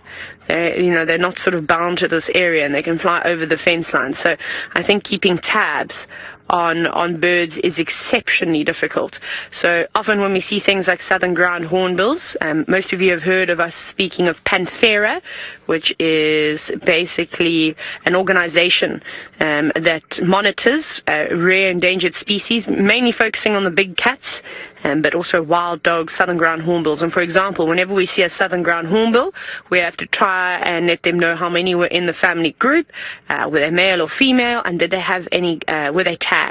So we do try and keep tabs on things like that. A lot of the vultures, well, I suppose it doesn't matter. A vulture can be tagged here in Hoedspruit and then could end up in Botswana.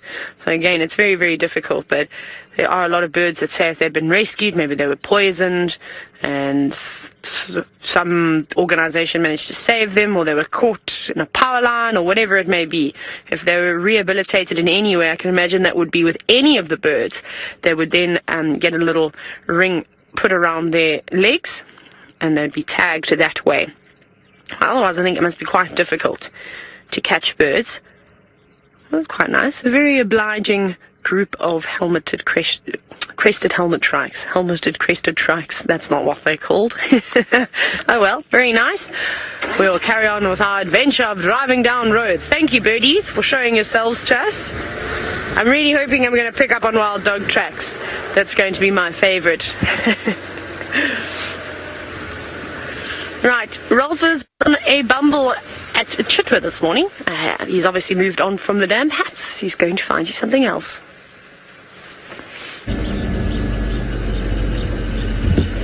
Thanks, Taylor. Yes, I have moved on a little bit from the dam. Obviously, we had a wonderful start to the day with those lovely hippos doing their little joke and storytelling there underwater, coming up laughing, and the birds all chitter-chattering, and the darter sitting out drying his wings. But then we decided to move on a little bit and see if we can find anything else. Now, I am heading a little bit towards the road that heads towards Buffels Hook, and we'll head off in that direction hopefully. But along the way, this is quite often where we do spot some leopards, so we'll see. And obviously if I pick up on any noises of hyenas, I'll also try and follow up on that. But for the time being, we're back on the move, and we're going to see what else we can find. Always exciting, hey? We never know what's around the next corner.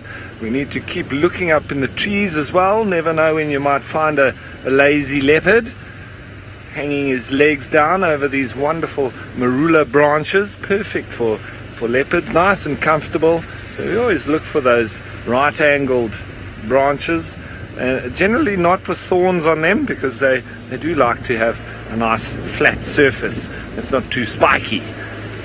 It's a lovely bed for them, and a nice viewpoint where they can spot some game moving through, and possibly even drop off just straight from there if the impala or whatever else is not too alert, and they walk directly below the leopard. It is a bit of a fallacy that that's what they regularly do as a hunting method. I think, they're opportunists, so they will do that if it presents itself, but they don't use that particularly as a hunting method per se. Now, it's nice, it's warmed up a little bit. I'm not as cold as I was a little bit earlier. It was very chilly this morning. Winter is here. It's got that real bite in the air.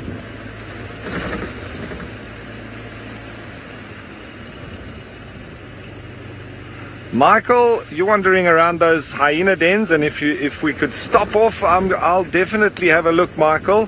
I'm going to head off in that direction, and maybe we'll see. Viam needs to tell me where they are, so I'm not exactly sure where they are, but I'll find out, and I'm going to then go looking there. Yes, I definitely like hyena dens. I'm sure you know that from my wanderings in the Masai Mara. One of my favorite things to do, hang out with hyenas. But we'll see. There's not such big hyena dens here in the Kruger Park as they are there in the Masai Mara. That is exceptional. I mean, you've got clans of 80 to 150, some of them, and I think some even exceeding that, and that is ridiculous. But one thing I have noticed is that I might be wrong, but it did seem to me, let's just stop here and see what these hornbills are up to. It did seem to me like those hyena in the Masai Mara, yes, there were bigger numbers of them, but they seem to be slightly smaller than these hyena here. Now, these are a couple of red-billed hornbills. I always like to stop and watch them when they're on the ground. They're always up to something, and they've probably spotted a little bit of a hatching of something, or things coming out the grass there. Oh, what's he got?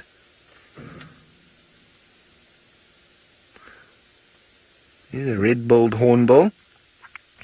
Doesn't have that big yellow bill like the flying banana of the yellow-billed hornbill.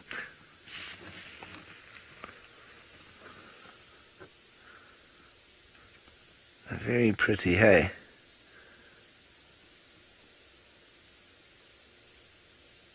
Lovely. Very good eyesight.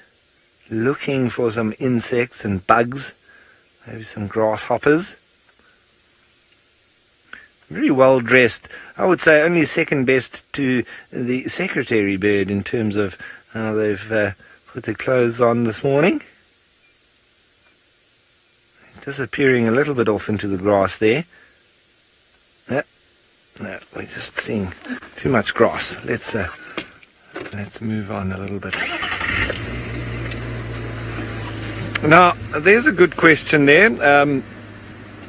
Differences between yellow-billed hornbills and red-billed hornbills, except for the color of their bill. Now, yes, there is, and that is in the way that they... Oh, and there, speaking of such, we've got yellow-billed there in the background on the branches, and red-billed up close here, if they will sit and let us watch.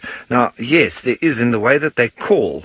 The The yellow-billed, I've got to get it right now, the yellow-billed hornbill keeps its head up and its wings out when it calls, and the red-bill puts its head down and does its clucking as it calls. So there we've got the two, just as we started to talk about them.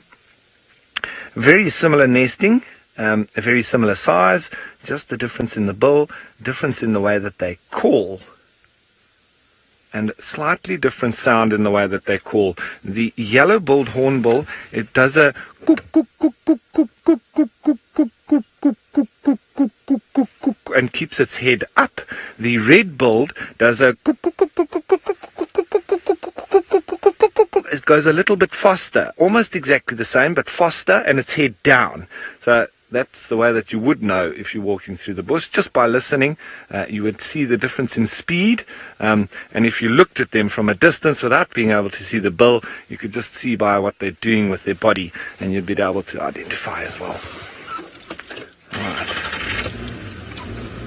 They are Tockus hornbills, and so slightly different to that of the grey hornbill. The grey hornbill does that very shrill squeal. It can be very easily mistaken for birds of prey, especially like eagles. And a lot of people without the real in-tuned knowledge of that can often say, hey, there's an eagle calling, because they do that high-pitched shrill squeal like an eagle, and you can mistake them for that.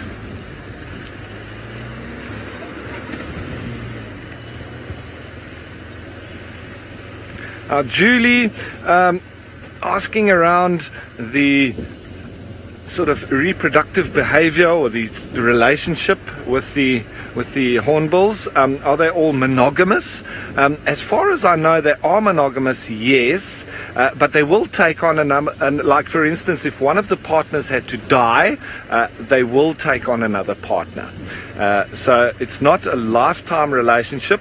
It potentially could be, but they will take on another male if or female if that relationship, normally through death or injury, had to occur. So monogamous, yes, except for those kind of circumstances. So they're not.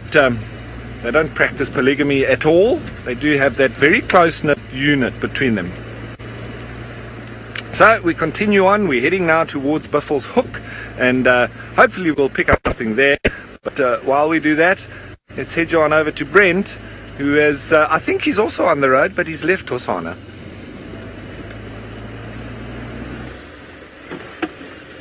No, we haven't left Hosana. Hosana left us. So he disappeared into an area we couldn't cross with the car, and we had to drive around, and we have lost him at the moment. And I'm just doing a quick check here. I think he might still be down in this little river system. Let's have a look.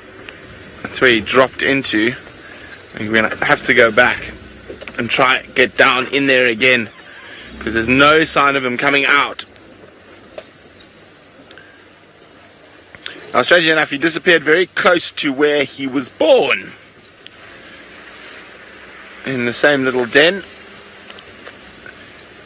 Now, strangely enough, I'm getting a bit of a deja vu feeling here, because I found Djuma, who's his half-brother, in there.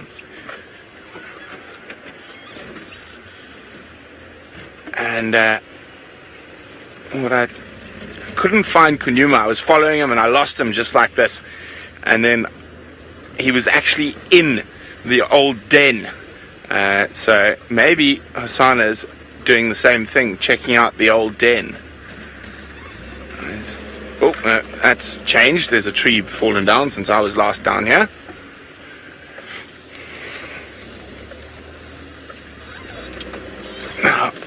Okay. Where are you, little chief? The grass is really thick around the river systems. None of the squirrels or birds have started alarming up this side yet, so he could very well still be actually in the little river. Let's go see if he's in the spot he was born. That would be quite funny, wouldn't it? As I say, I've seen Djuma in that same little cave before, many moons ago. Now, got to remember the sneaky way down here, because it's not the easiest spot to get to. You're holding on, Dave. Oop.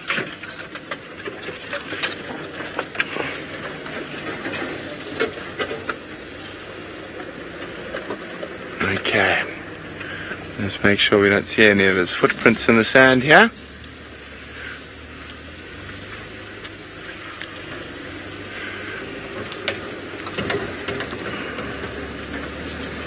Doesn't look like he came up here just yet.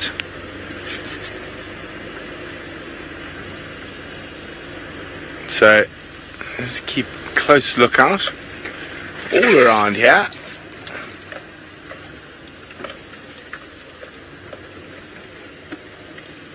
So we last saw him just disappearing in here. Now, don't get a fright, Dave. Sometimes when I've seen the leopards inside this cave, they tend to be quite close to you. So,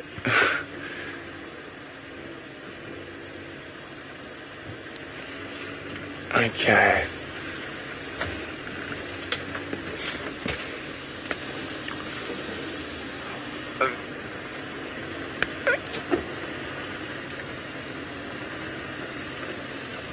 He's not in his birthplace. So that is the cave where he was born, and he's not in there, but he came down just a little bit further down the stream here, but that's where he was born, in that little cave there. I'm just keeping quiet, see if I can hear anything.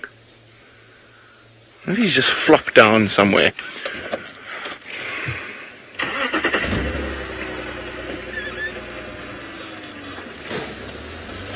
Watch the thorns, Dave.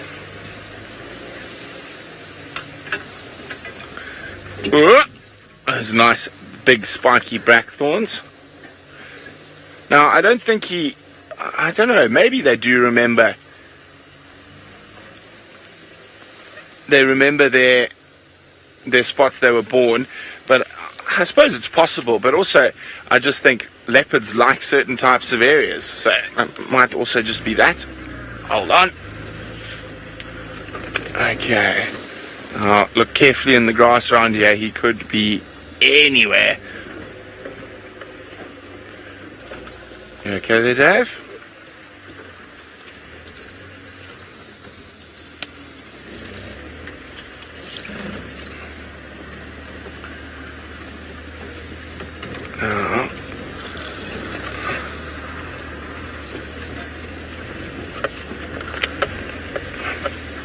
You can see the grass is really tall and thick in here.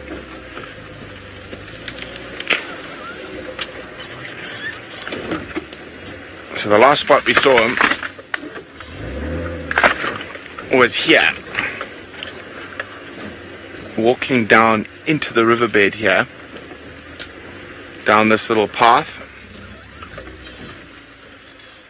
right here. So he came down this little path. It's there, so let's have a look.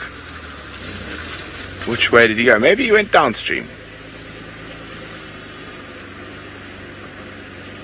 Not seeing any tracks though.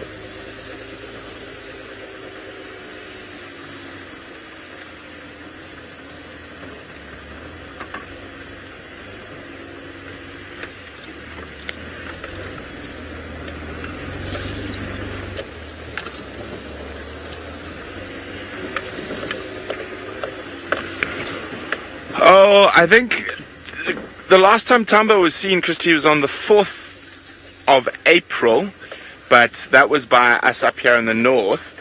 I think he's been seen on Mala Mala since then, but I'm not 100% sure. I think he has been seen to the south of us, but we haven't seen him since the 4th of April. Okay. Where did he manage to give us the slip? Maybe he's just waiting in the road down in the Moati for us to catch up with him.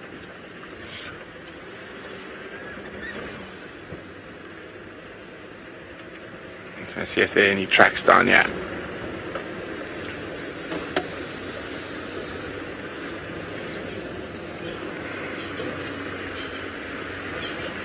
Haven't heard any alarm calls either, which makes me think he might have just gone flat somewhere.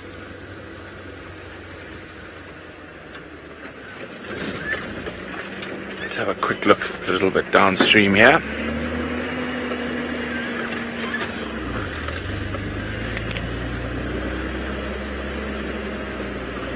If we get no tracks by that tree there, we'll head back upstream.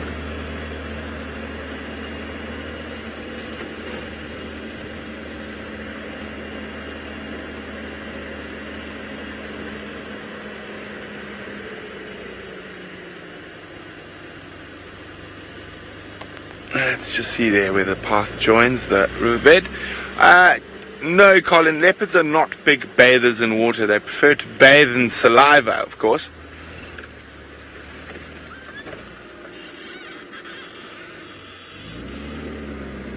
Yes. No footprints here. It was worth a check.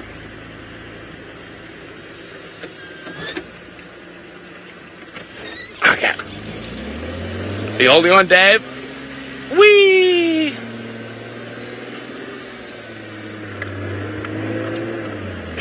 Wasn't that fun? Okay, so, well, we keep on our search for this leopard. Let's send you back to Madam McCurdy, who's trying to drive every road on Djuma. I got distracted, Brent, and I think you're going to be quite pleased to know that I bumped into Aubrey at the gate. Well, he whistled. He wolf whistled and gestured like this, so I raced towards him, and he said he'd just seen some wild dogs on the Manuletti, probably about a kilometer from the gate, and they were coming this way.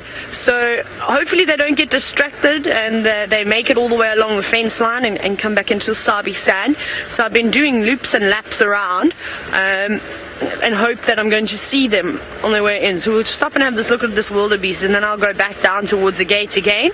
It's a little bit dodgy for signal wise, so hopefully the gremlins will leave us a little bit alone if those dogs do come this way. And then there are also male leopard tracks at the gate, but they're going to Simbambili, marking sort of coming out of Buffel's Hook. So I wonder if it was Djuma that was there. I don't know who else would sort of be moving around.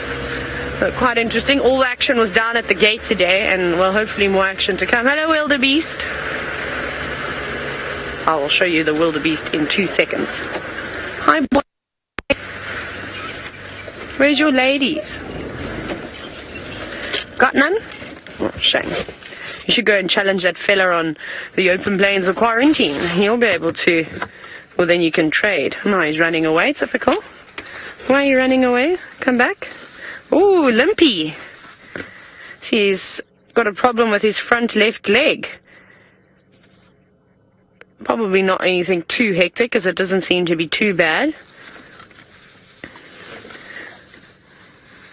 I can't really see any swollen parts just because that grass is so long. Maybe he's just hurt a joint. Perhaps he was running around, chasing after some girls or trying to defend his territory, and he fell in a hole. Actually, it looks like one of his joints are a little bit swollen. Oh no, they do just have knobbly knees, don't they? He doesn't look too fit though. I mean, I've definitely seen wildebeest with a lot more muscle than what he has. Perhaps that's why he's on his own. Maybe he was in charge of a herd and he's recently been chased away from his territory. Someone fitter and stronger has come on by. That could definitely be the case. But off he goes. Well, at least he hung around for like 2 seconds, so that was nice. What are we going to do now?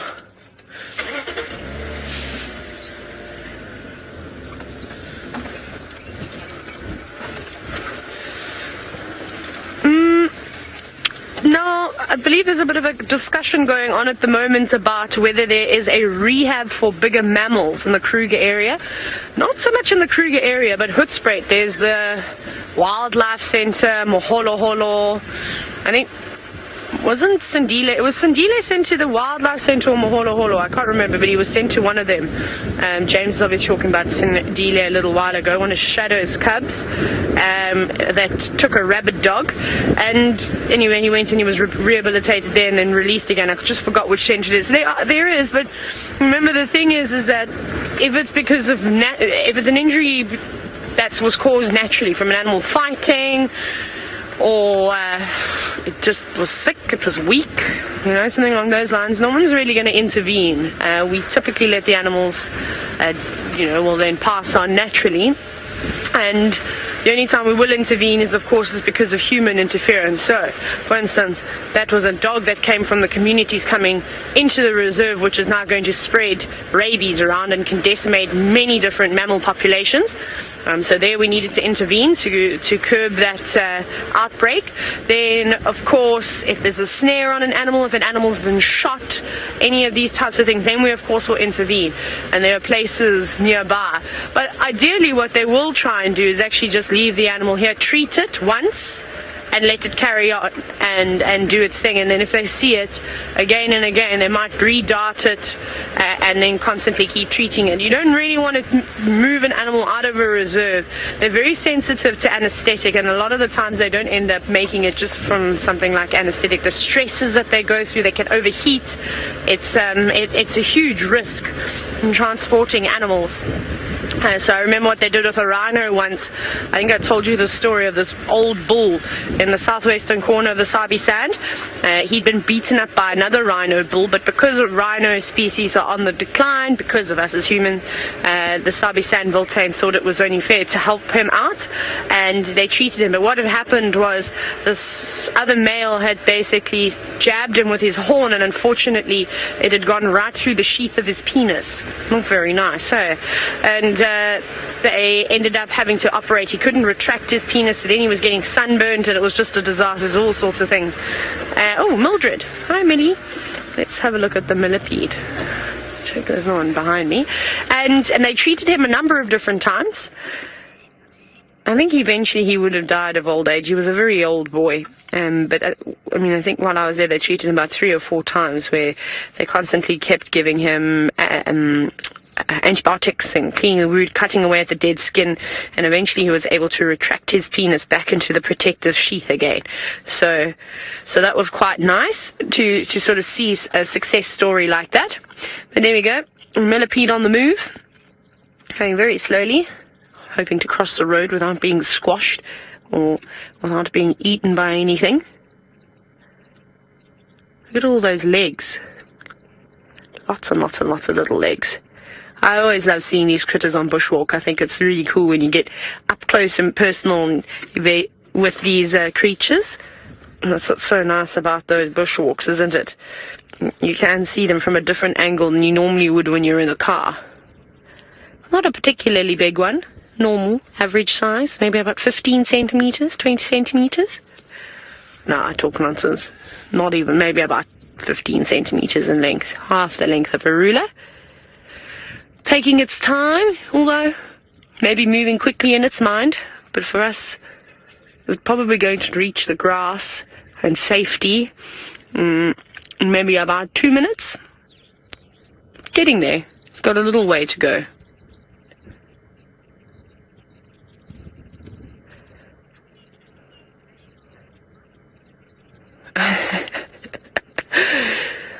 Ray, I don't know why South Africans call these creatures shongololos. I don't know where it came from. Senzo, do you know the origin of the word shongololo? I can't say that I've ever heard why, but it's just sort of, as a kid, you're not taught that this is a millipede or a mildred. You get told that it is a shongololo. And I think I called this creature a shongololo right up and through high school. And then I went, oh, hang on, it's actually got a proper name. It's called a millipede. I don't know, Bex, do you know why? I can't think I can. Oh, no. Kalena, I can't tell the age of this millipede. I'm going to say that it is 3 months old. No, I'm joking. I've spoken absolute nonsense. Senzo, if you, to the left of you, there is, on that silver cluster leaf that's small, and there's a little bee-eater. It's very pretty, just sunning itself. Can you see it? It's super camouflage. There we go. So, no, sorry. Kalena, I could not tell you how old a millipede is, but there is a beautiful little bee eater. I love the little blue eye shadow they have just above that black stripe on their eye. It's very pretty. You don't normally see it unless they're sitting in the sun like that, and those bright feathers catch the light. Lots of different colors: browns, yellow, black, a little bit of blue, and then of course the very obvious green. It's a lovely bird, the smallest of the bee eaters too. Normally they're gregarious, so I wonder where the rest of them are. It was always one of my favorite things to see. You know, can't say that I've seen it much here, but in the Lower Zambezi National Park, we always used to see the white-throated bee eaters all lined up, huddling with one another on a branch. Now, on that branch, you could easily fit 6 or 7 white-throated bee eaters, and it was quite cool. They made like a little caterpillar sitting on the branch, and super quick. Amazing how nimble they are in the sky.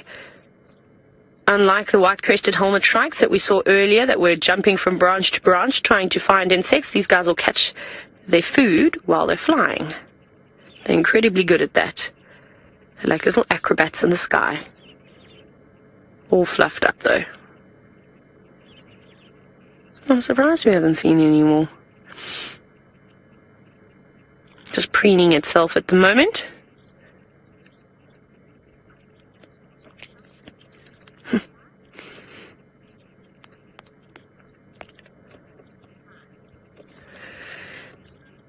Now, a shoplifter, always have a good chuckle at some of your Twitter handles or your names on the YouTube chat. They make me giggle. You're wondering, why do the birds wee and poo at the same time? Well, they have a cloaca, so reptiles have it too.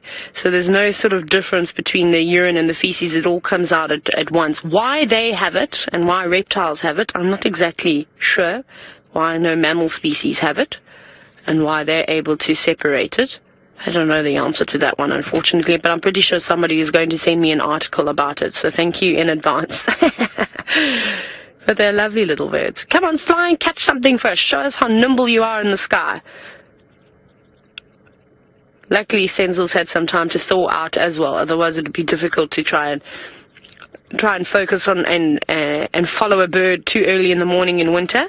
There should be a rule, hey Senzel, that only after 8 o'clock are allowed to follow birds coming into winter, otherwise we're going to be too freezing. I know my hands stopped working, my fingers, I couldn't do anything with them. This morning I was trying to type, and that was terrible, and that was in my room. I hadn't even got out of bed yet, and my hands were already frozen. But very pretty. Right, I think it's time to go check the gate. We've given those wild dogs enough time to make their way here.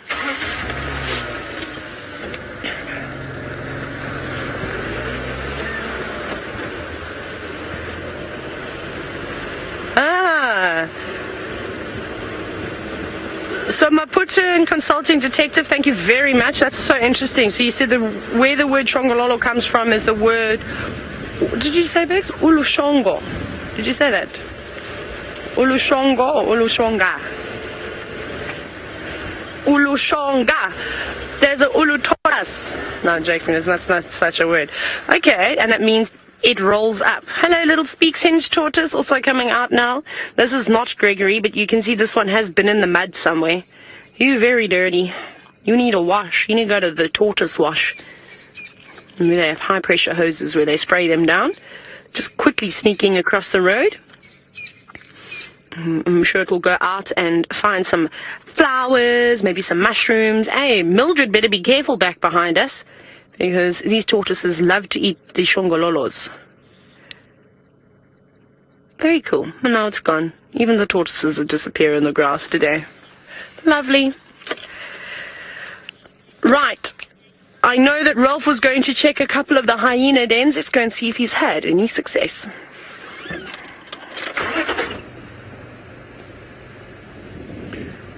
No luck on the hyena dens just yet, but what I have had some luck on is I've picked up on some tracks of a female leopard. Now, Viam thinks that it could be that of Thandi, and now we got to the point where there was a junction, and she had turned her hips in the track, and it seemed she was turning down that road, but then there was a bit of traffic up and down that road, and I seemed to have lost it. So we're doing just a little bit of a grid search. She could be anywhere within that, and we would have to be lucky to spot her from here on out. But, well, that's what it's all about, the luck of the draw. But the harder you work, the luckier you get. So we'll just keep working hard and see if we can get some luck at the same time. Lots of tracks around of all sorts of animals, not only that one of that female leopard, but nice to see. And that's right on top of our eastern boundary, northeastern boundary. So now we're sort of heading back down towards Central Road, a little more to the central area of the traverse or the concession that we moved through on Djuma. But also coming down towards these little drainage lines, that's very good for trying to look for leopard. And I'm going to now, between this drive and my next drive,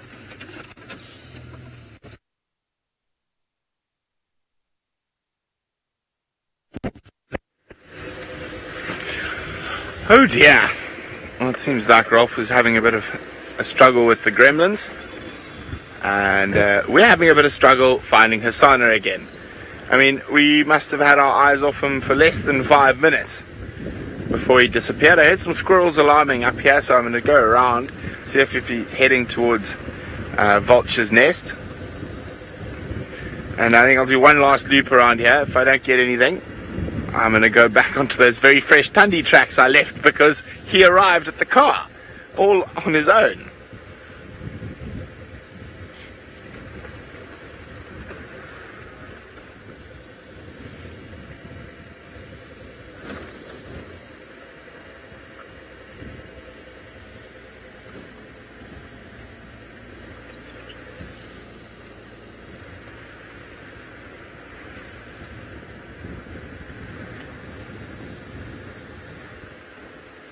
Okay.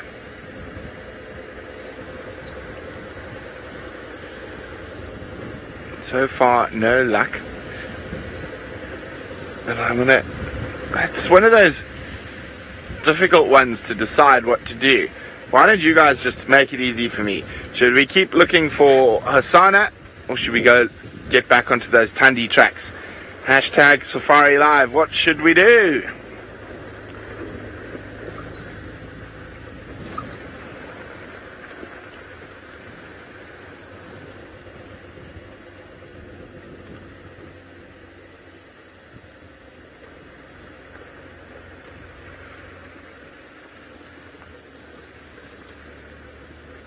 Okay, I'm just going to do one quick loop while you guys decide whether should we. So apparently we've created a poll on Twitter, so fancy, and you can go vote there whether we should keep looking for the leopard, Hosana, or go look for Tundi.